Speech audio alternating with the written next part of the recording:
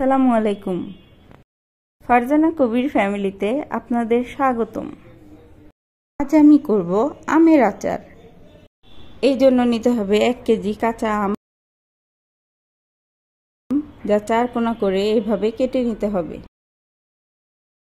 সাথে নিতে হবে রসুন আর কাঁচামরিচ ঠিক এইভাবে। এখন আমি কাটা আমগুলো ব্লেন্ডার জারে করে হালকা ভেঙে নিব।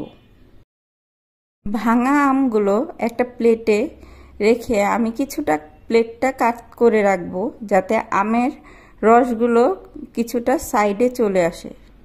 এখন আমি আচারের জন্য কিছু মশলা রেডি করব, যেমন 5 ফোড়ন, মেথি, জিরা, কালো সরিষা, সাদা সরিষা, গোলমরিচ, আস্ত ধনিয়া, কয়েকটা লং নিয়ে শুকনো কড়াই গরম করে তাতে মশলাগুলো টেলে নিতে হবে।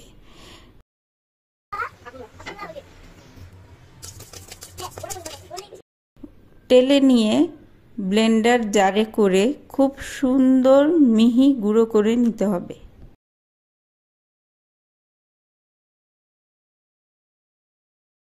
এখন ভাঙা আমগুলোর সাথে হলুদের গুঁড়া, মরিচের গুঁড়া এবং স্বাদমতো লবণ দিয়ে একসাথে রাখতে হবে।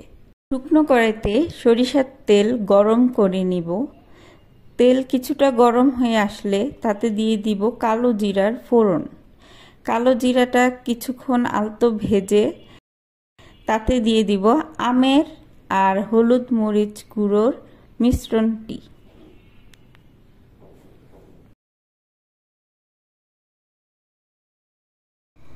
মিশ্রণটি গরম হয়ে ওঠার আগে আমরা তাতে দিয়ে দিব সাদা ভিনেগার। ভিনেগারটি একটু নেড়ে চেড়ে তাতে আবার দিয়ে দিব স্বাদমতো চিনি। চিনি আপনারা চাইলে নাও দিতে পারেন, তাহলে আচারের স্বাদটি হবে টক এবং ঝাল।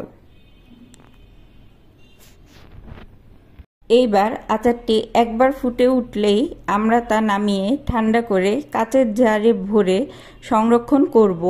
যেহেতু আচারটি বেশিক্ষণ জাল দেয়া হয়নি, তাই আমরা আচারটি তেলে ডুবিয়ে রাখব এবং কমপক্ষে 7 দিন তা আমরা রোদে দিয়ে রাখব। তাহলে দীর্ঘদিন আচারটি সংরক্ষণ করে খাওয়া যাবে।